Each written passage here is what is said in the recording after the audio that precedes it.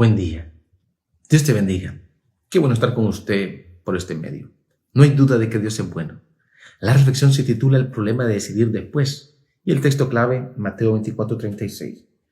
La venida del Hijo del Hombre será como en tiempo de Noé. Querido amigo, querido hermano, querido joven, algunos dicen que la historia se repite. Cuando se señala esta máxima, nadie supone que los eventos literales se vuelven a repetir. Eso no sucede.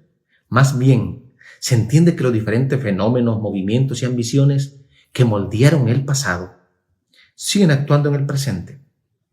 Esto llevó al hombre más sabio del mundo a declarar: ¿qué es lo que fue? Lo mismo que será. ¿Qué es lo que ha sido hecho? Lo mismo que se hará. Y nada hay nuevo debajo del sol. Eclesiastés capítulo 1, verso 9. Vamos al desarrollo del tema para este día. Una mirada al mundo de hoy. Si lo anterior es cierto, muchas de las cosas que suceden a nuestro alrededor no debieran sorprendernos, no deberían sorprendernos.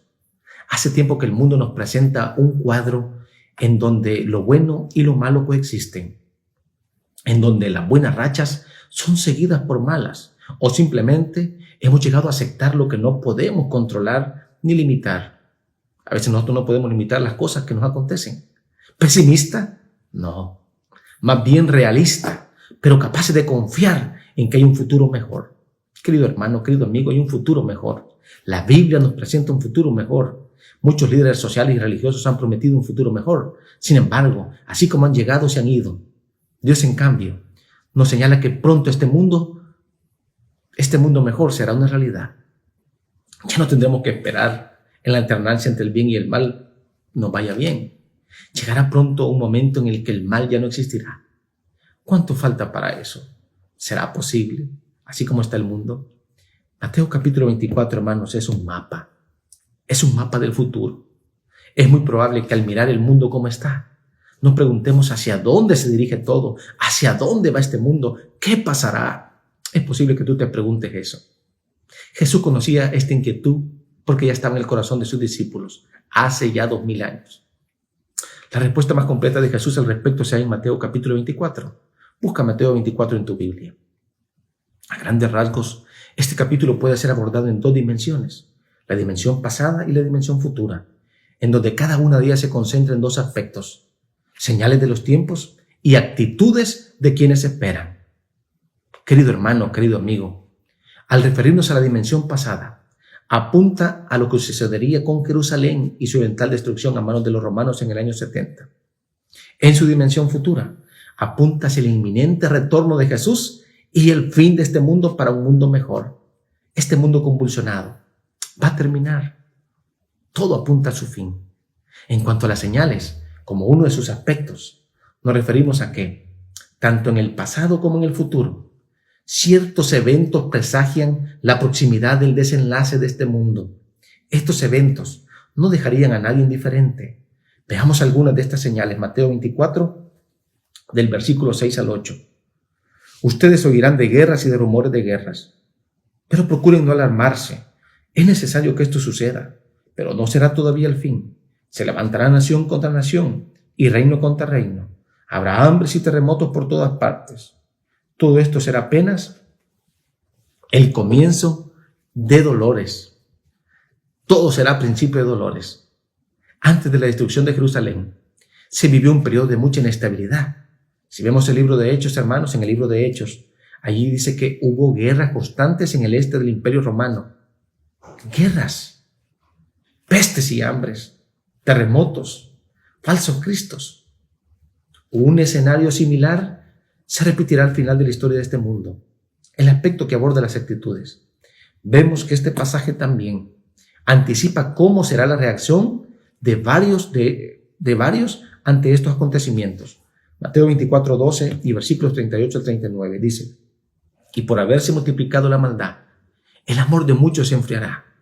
Porque como en los días antes del diluvio, que estaban comiendo, bebiendo, casándose y dándose en casamiento, hasta el día en que no entró en el arca, y no entendieron, hasta que vino el diluvio y se lo llevó a todos.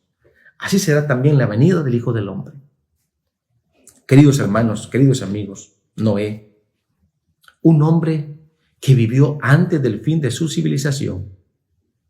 Es significativo que, al entregar una respuesta tan contundente, Jesús haya elegido solo un personaje de la historia bíblica con el cual podemos identificarnos.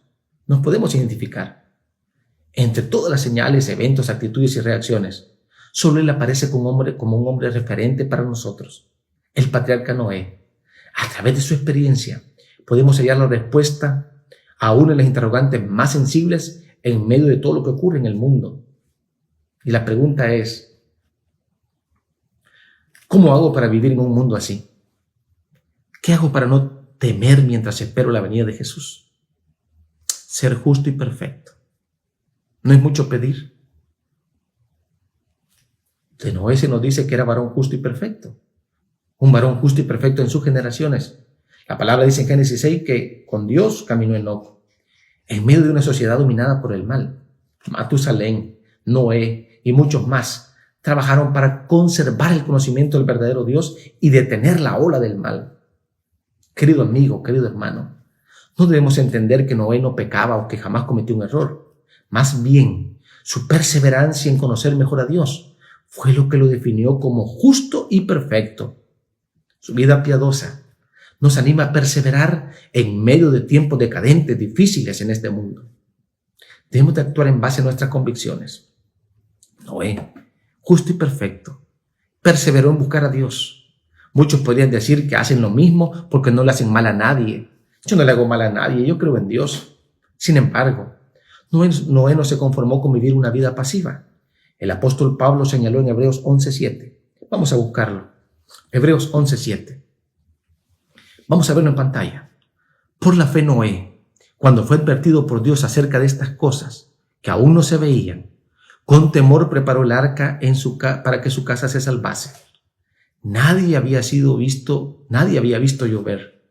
Embarcaciones de esa magnitud jamás habían sido necesarias. Y además, la tierra jamás había sufrido una catástrofe natural mundial. Sin embargo, Noé decidió actuar en obediencia al mandato divino. Mientras Noé daba al mundo su mensaje de amonestación, sus obras demostraban su sinceridad. Hermanos, al no permanecer pasivo ante las circunstancias, Noé reveló que su fe en Dios era sincera. Debemos de reconocer las evidencias entregadas por Dios. Cuando el arca estuvo terminada, ocurrió un hecho que podría haber bastado para que cualquier persona sincera se hubiera convencido de que las palabras de Dios respecto al diluvio eran verdaderas. ¿Qué fue lo que pasó? Una semana antes que cayeran las aguas, Génesis capítulo 7, Dios ordenó a Noé que entrara al arca. Y la palabra dice que Noé entró al arca con su familia. Sin embargo, no entró solo con su familia. 7 parejas de animales limpios y uno de los impuros entraron ordenadamente de 2 en 2 en el arca. Génesis capítulo 7. ¡Qué espectáculo! Estaba claro que Dios estaba interesado en preservar a todo el ser en el que hubiese un espíritu de vida. ¿Cuántos entraron? Cuando todos entraron, solo entonces Jehová cerró la puerta. Hubo una demora fatal. ¿Por qué nadie más entró? Los que estaban dispuestos a creer, muchos estaban dispuestos a creer, pero tal vez creían estar más seguros. No le bastó esta evidencia del poder de Dios. Los animales obedecían la palabra de Dios, mientras que los hombres la desobedecían, dirigidos por santos ángeles. Puede imaginarse usted a los animales entrar de 2 en 2 en el arca de Noé, y los animales limpios de 7 en 7. El mundo, hermanos, quedó maravillado. Algunos estaban con temor. Algunos llamaron a los filósofos de aquellos tiempos para que explicaran algo singular. Este acontecimiento singular, un suceso, pero lamentablemente fue en vano. Era un misterio porque no podían comprender.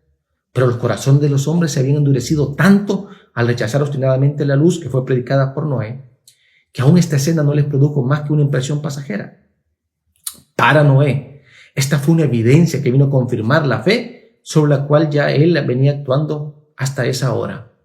Las señales del fin, hermanos, deben de fortalecer nuestra fe de la misma manera. Debemos de caminar con Dios. Caminar con Dios es una decisión de salvación. Con Dios caminó Noé, dice la Biblia. Mientras caminó, Noé halló gracia ante los ojos de Dios en medio de las aguas turbulentas. Dios se acordó de él, dice Génesis capítulo 8. La Biblia nos señala que para Noé caminar con Dios significó ser conocido por Dios y ser alcanzado por su gracia. ¿Y acaso puede ser de otra manera? Mientras más conocemos a Dios, hermanos, mientras más conocemos cómo Dios nos ve, más nos damos cuenta que necesitamos de su gracia. Una gracia que Él está dispuesto a manifestarnos. Aunque no era justo y recto, lo que definió su caminar fue la gracia de Dios, no su integridad. Su justicia le dio fuerza a sus pisadas, pero el camino lo marcó la gracia de Dios. Lo mismo debe ser cierto en nuestra vida hoy, en nuestra experiencia. Mientras aguardamos el pronto regreso de Jesús, solo la gracia de Dios nos puede salvar y sostener. Tal como en los días de Noé, nuestro mundo vive en desorden, nuestro mundo vive en desenfreno.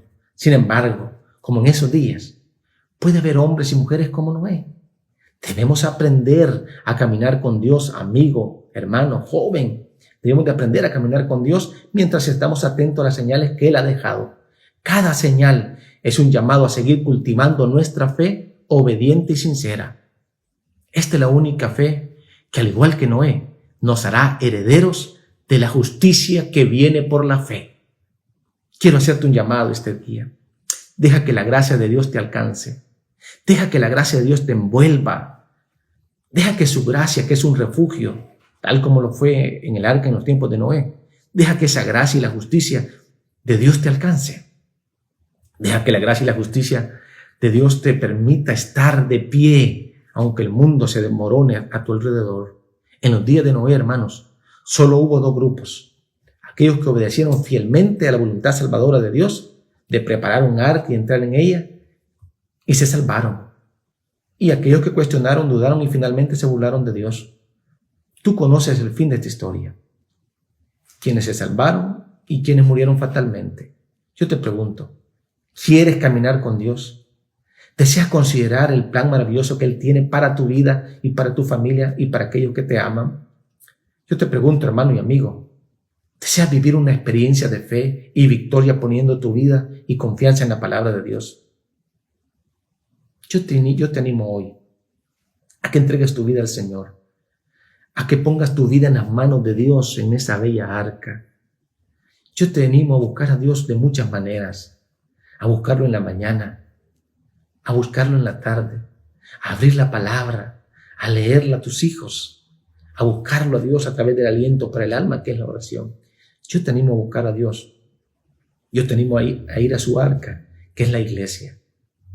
Que Dios te bendiga, querido amigo, y que pueda gozarte y sostenerte por su gracia. Que tu misericordia te pueda cubrir. Vamos a orar. Padre, gracias nuevamente, Señor, por tu palabra. Gracias, Señor, por la experiencia que has dejado en ese personaje, Señor, bíblico, en Noé. Gracias, Padre, porque su vida espiritual, Señor, nos motiva a que nosotros podemos ser hoy, Señor, Noé modernos. Ayúdanos, Señor, a no solo tener el conocimiento y a creer, sino a actuar, Padre Celestial. Queremos una fe viva, queremos una fe activa, Señor. La fe es acción, queremos movernos. Lo primero, Padre, que queremos hacer es entregar nuestra vida a Cristo Jesús y obrar por fe, Señor. Y que todos los acontecimientos y señales que están ocurriendo en el mundo nos confirmen esa fe viva y activa, Señor. Y que podamos seguir y perseverar, Señor, hasta el fin. Para que cuando tú vengas en gloria, Padre, al igual que a Noé, nos puedas salvar y nos puedas dar la vida eterna. Bendícenos esta noche, bendícenos esta mañana, bendícenos esta tarde, Padre. Bendícenos este día. Bendice a todas las personas, Padre, que escuchan este mensaje, a los que le escuchan en este momento en vivo y a las personas, Señor, que escucharán este mensaje en otro momento. Gracias, Padre, por escucharnos. En tus manos ponemos cada familia, cada hogar. En tus manos ponemos tu iglesia, Señor. En tus manos ponemos la educación adventista. En el nombre de Jesús. Amén. Dios te bendiga, querido amigo, querido hermano.